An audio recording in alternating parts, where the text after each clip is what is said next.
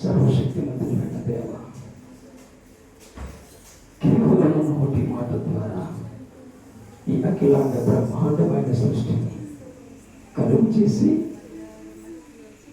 సూర్యుడు సమస్తమును ఏర్పాటు చేసి నీ మహామహిమను చూపించిన గొప్ప తండ్రి మీకు స్తోత్రం. 2026 సంవత్సరాల కిందట దేవుడైన మీరు మానవుడైన లోకానికి వచ్చి నా కొరకు మా కొరకు ప్రాణం పెట్టి నా కొరకు మా కొరకు తిరిగి లేచిన మహా గొప్ప దేవుడవు, సర్వశక్తిమంతుడవు.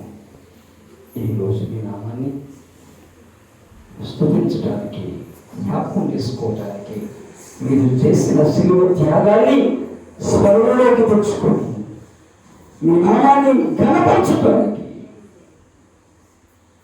మీరేమీ ఉన్నారో ఈ లోకానికి చూపించడానికి ఏమాత్రం అర్హత లేని, యోగ్యత లేని, జ్ఞానం లేని నన్ను మమ్మల్ని ఏర్పాటు చేసుకున్నందుకు